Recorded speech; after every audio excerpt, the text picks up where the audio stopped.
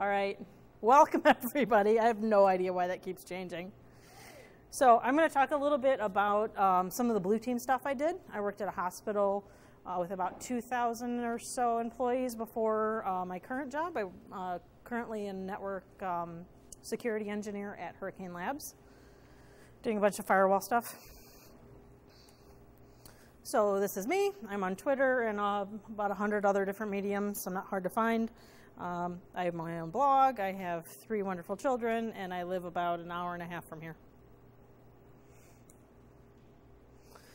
So, a lot of people complain about getting upper level management buy-in, you know, buying Blinky boxes, letting them, you know, implement any kind of technology. We were lucky enough to have upper level management that were already CIOs beforehand, so they kind of knew, you know, the whole threat landscape, what was actually out there, and all the threats that we had to worry about previously. So we really didn't have to try too awful hard, but we also didn't like spending money where we didn't have to before they would kind of take our budget away. So we wanted to do all the free things that we possibly could. Another thing that I realized I should have done, I had a very short stint at a education consulting company in Detroit for about 4 months before my current job that I ran away from screaming, that I should have followed these steps. This is actually why I wrote the blog post that this talk is based off of, because I should have done these steps before I took that job, and I would have known better. So a couple of things I want to show you, if you don't know already, are actually some of the stuff that I learned just recently. I'm participating in the social engineering CTF at DEF CON, so I had to do a lot of OSINT on a target company. And some of the stuff I'm going to show you with Shodan and Aaron, I actually learned from one of my friends that does that kind of stuff. So say you want to work for a company. IT company, doesn't matter who it is. There's so much information about them out on the internet. Does anybody have, like, not one that you worked for, but I don't know, pick a non-government agency that you want me to look up. Come on, be interactive. All right.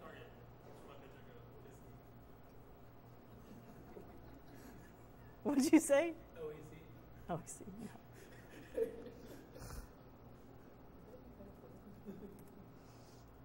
So Shodan.io actually shows you pretty much everything that's on the internet, what ports are open, what it's saying hello as. It'll tell you whose IP addresses are owned by whom, and you can also find that kind of stuff on Aaron. So using these two in combination are helpful. You can also go to aaron.net, the American Registry of Internet Numbers, and search for target.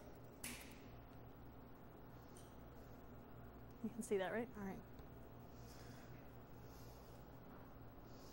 So there's 3 different target customers. So there's target stores.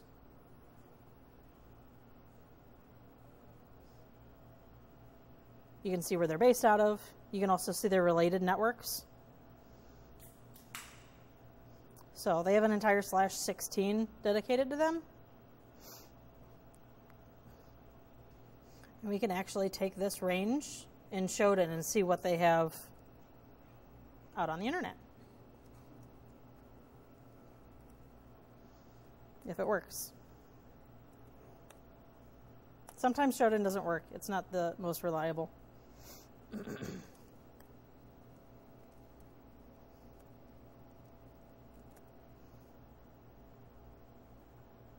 on. Damn it.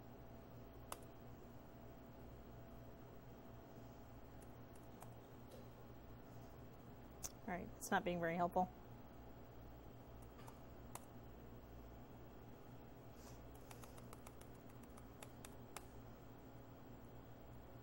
I'll just pick one that I already know is out there. There we go. So this is one that I was looking into the other day. It'll actually tell you all of their IP address ranges.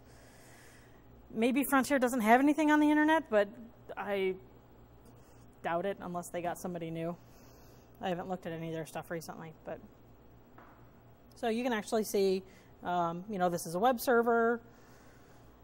This is something that actually has an SSH key out there, another web server, and it'll actually break it down into different things. So Linux boxes, Windows boxes, it'll tell you the different kind of version. On this address range, there's actually 3 Windows XP boxes directly on the internet. So we'll close those out. So the point being, if I would have done that beforehand, I would have realized that the company that I went to work for had 2 /17s and a /18 that were all routable to the inside of their domain, their data center. They didn't have any security personnel working there yet. I should have probably asked more pointed questions when I was in on the interview. These are also things you should probably do no matter what organization that you work for. The hospital actually went from, in the period of about 3 years, went from about 4 or 5 dozen things showing up on Shodan to 3. Web server, mail server, and another DMZ box that we had to have open to the outside. You don't want printers online, you don't want XP boxes online, that kind of stuff. Should probably restart this. Also, good places for information is LinkedIn. I was actually able to get a LinkedIn private API key just by asking their support, which gets you past all of the having to sign in and gets you access to everything that LinkedIn has in their database. Also, your company website. Just see what's out there on the company website. I tried to find a non-annoying best friends forever picture, and that's all that I came up with. A lot of people look at upper management as being, like they have 2 heads, or they're super rock stars that aren't going to want to talk to the tech department. I've found that's never the case. Not never the case. I don't want to talk in absolutes, but most likely not the case. If you're in a gigantic department, gigantic company, it's a little bit more difficult, but you can always talk to the people that are higher level in your organization to kind of get across, what you found on Shodan, what you know about their company already just by doing the free stuff that I'm going to list, and kind of tactfully explain everything that you did find and things that you can possibly do that won't cost them any money, as well as how much of a cost savings blue teaming can be. So, or cost avoidance, I guess. You're not going to be a cost savings because you'll eventually want to spend some of their money, but you'll definitely be a cost avoidance because the more blue team that you actually provide and defense that you actually provide, the less money they'll end up spending in the long run. So, how to show your stuff. So, I hate like a lot of words on PowerPoint, so I'm just going to stand here for like 10 seconds while you read this. This is one of my favorite quotes.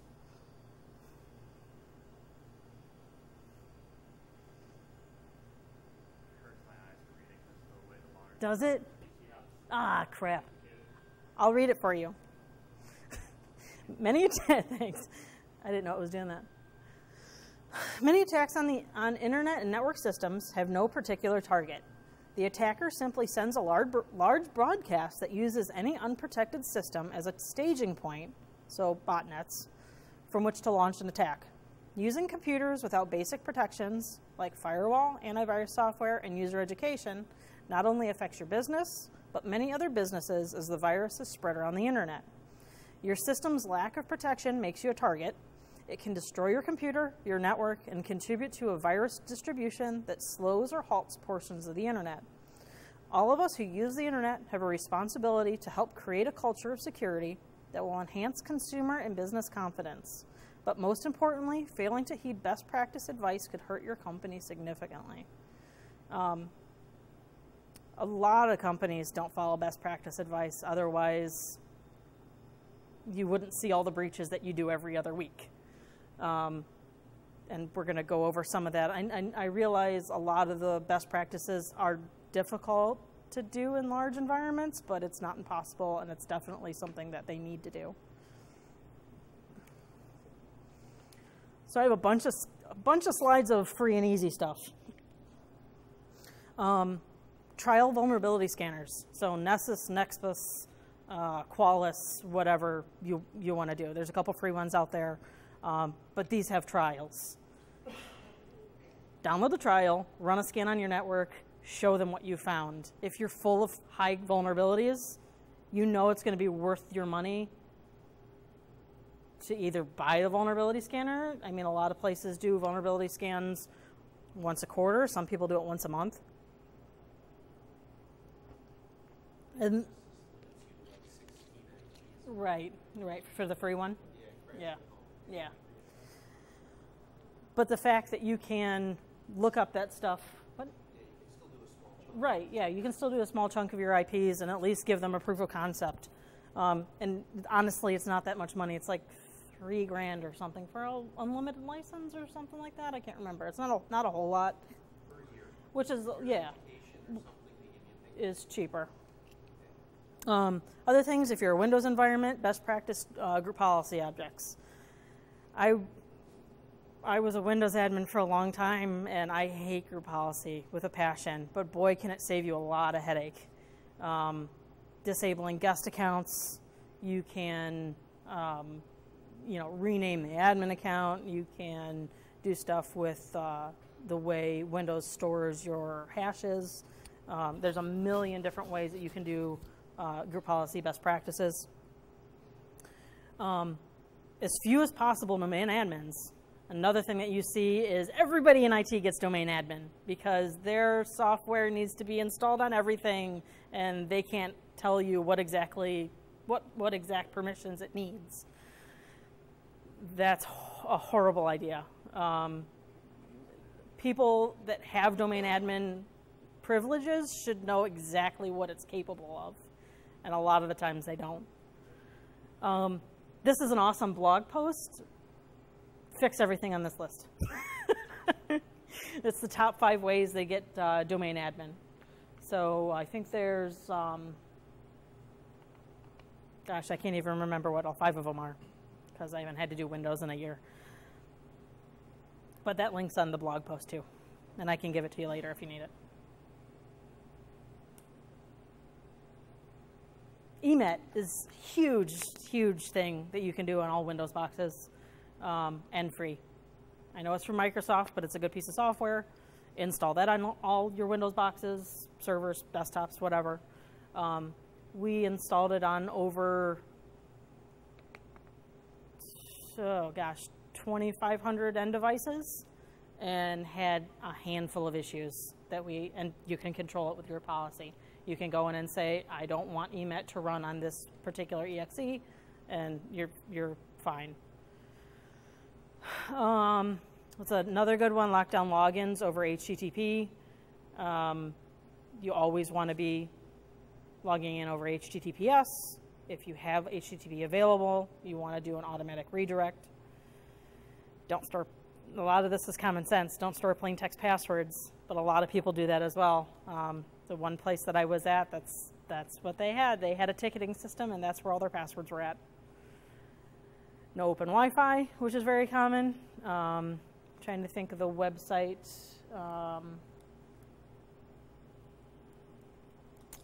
It'll actually let you go by geographic location. Wiggle.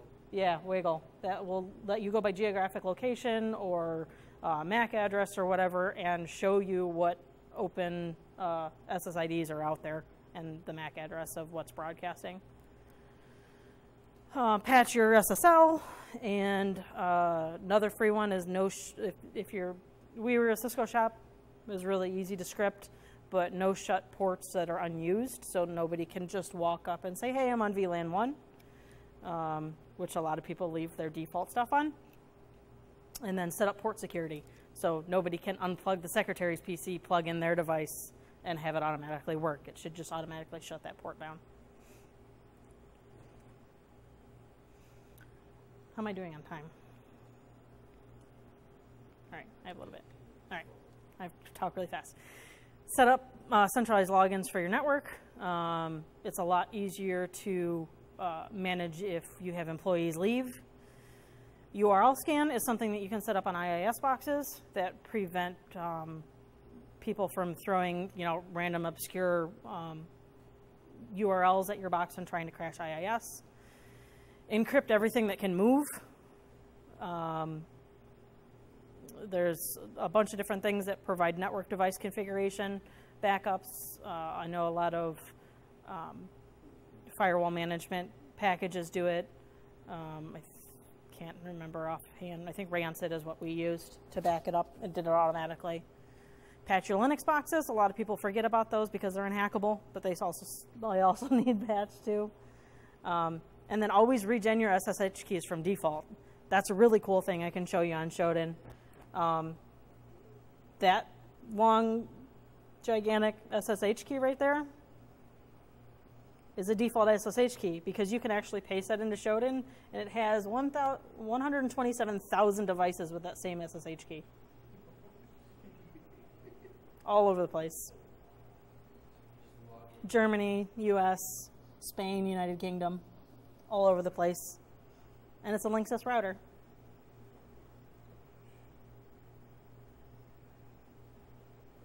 That's why I think there was some kind of secured down network box that people were trying to do a Kickstarter on. I can't remember what exactly it was. Yeah, that would actually, let your grandma have this, and it would be able to not have the Linksys vulnerability. Is that one does?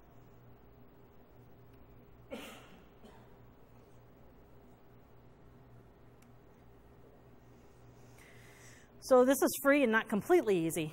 Something that we did was start a purple team, where 2 people in our department that were defenders would actually try and pen test our own boxes internally. We had an inner working of the network, yeah, but that gives us a little bit of an upper hand. But still, it tested out our weaknesses and also our monitoring to see if we could actually detect when someone was doing a scan. Unfortunately, the only thing that would detect that we were doing a scan were our UPS alerts.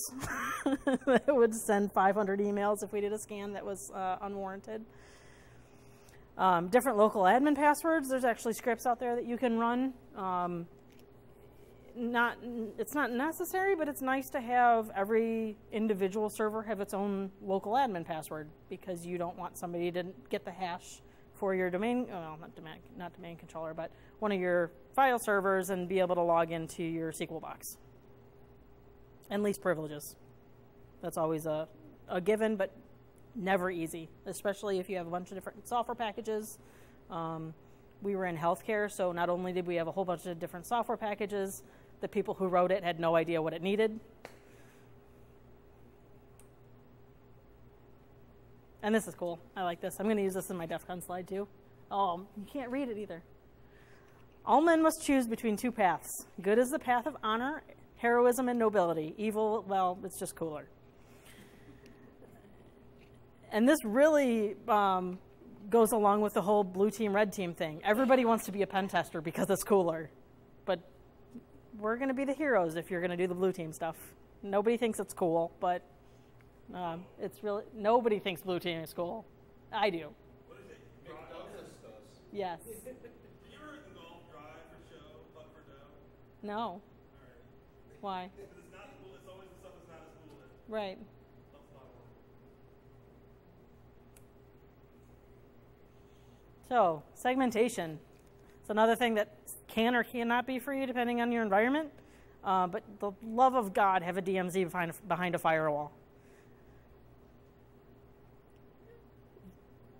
I'm not going to say where, but there was a web server on the internet, dual homed, with an IP address on the inside of the network, and its database server was on a domain controller.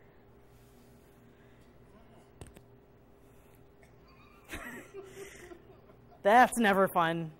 I don't know how it never got hacked, but it didn't. And for the love of God, have a DMZ in between the two. VLANs and more VLANs. Everybody likes to put everything on VLAN 1. segment that stuff off. I know there's VLAN hopping and other things that you can do to get around VLANs, but it's always a good thing, especially for automated viruses and worms and stuff like that, to be able to segment that out and, hey, we only have these boxes infected, so we know exactly where it came from. And Active Directory delegation of rights sucks to do, but when you get it done right, and if you have a Windows admin that can do it, it really helps get away from giving a domain admin to everybody. So, show me the money. Here's the expensive stuff. So after you show all of that stuff that you've done for free to your upper level management, you should have some buy-in. You can say, we found all of this stuff on Shodan, we found all of this stuff with our vulnerability scanner trial, we did this for free, this for free, this for free, and we saved you all of this money. Now please give us some money to do some of this stuff. I don't know, I would love to hear somebody go about it this way and not get any buy-in at all. I think with gigantic corporations, you're not going to get a buy-in no matter what you do. Then just leave and go find another job and wait for them to get popped. But this is the more expensive stuff, but definitely something that you want to strive towards. 2FAs, two-factor authentication, if nobody knows. Professional pen tests. And getting organized. So IP address management, keeping track of that crap in an Excel spreadsheet is never fun. You shouldn't give DHCP to your servers, even if they're reservations, because that's a gigantic pain in the ass. Guestio IP is one that we use that was pretty easy to set up. Also free, but it's good to be organized. One of the first ISP jobs I worked at had they were all point-to-point wireless for, Boondocks, Indiana, and Southern Ohio, people that couldn't get internet. So they actually had, electric companies spin up internet services, and then they would send these linemen out to install point-to-point wireless. And then they would have the lineman's secretary delegate all the IP addresses, and then she didn't realize how important it was to not use the same IP address more than once, which kind of messes with people's internet connections, believe it or not, when you're using static addressing. So IP address management, password saves, again, not using plain text passwords. We tried to get a lot of people to use these personally as well, because we had a lot of people whine that, now these days you have a million passwords everywhere. This is something that we also told our end users that they were supposed to use. And then incident response drills. Having somebody in your company mimic a virus, or just telling somebody that, hey, this laptop got leaked with this much confidential data on it. Go through the steps and actually see what your incident response is and where the gaps are, and you can fill them from there. Whew. Did I talk fast enough? All done. Yay. Yeah. Any questions? So I thought for the question as a statement, I would love to see like a write-up or some blog post about rolling out Evan to 2,500 users and like how it worked. Someone already has. There's a lot of people that would be really interested in reading that. I think there is one already. I thought.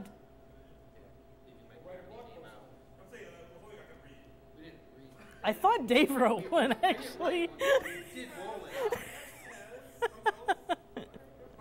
We did it manually. We did it. I'm not so much interested in like the how to do it, but like just the response from the end user. That's like a question I There wasn't really. What's that? There was no response from the end user. Yeah, right. All the time. Like, yeah, Oh, 5. We're on 5. but what happens when you roll it out? Right. It's nothing. I'd like to hear somebody like You're heavily based in IE from what I know. Sometimes IE will support. Access too. Microsoft Access, but So things that do lots of memory, like Chrome, I think it messes with. Photoshop it messes with. If you pick the wrong version of it, you IE will not load at all. yeah. Standing in front of the But it projector. just works. Nobody complains. Nobody even notices. Central Office sometimes has trouble with it. But yeah, I actually need to write a blog post in 3 days. So, yeah. Anything else? Since you like Shodan, have you seen Sonar that H.D. Moorhead Yes. is working on? Yes. Okay, because that's very similar. Oh yeah. And for the scenes, there's also Alien Vault has a free version that you can run, which is really cool and fun. I've not set up yet. I suck at Sims, so I try to stay away from that. Well, then again, I use McAfee, so that's a whole different thing. Oh.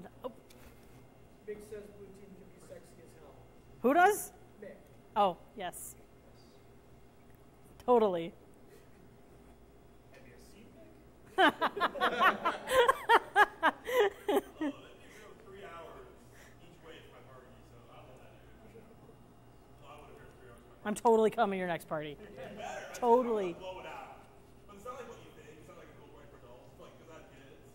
So, like, Me too. I'm getting face painter, and I'm like, everybody here should come. Like, seriously. For Halloween, get the face painter. Is this allowed to be recorded? Are you recording it? Yeah. Point it If I towards leave this Alex. out there, that Wait, could be do like this. Do this at the beginning of your talk. Yeah. Yeah. His address is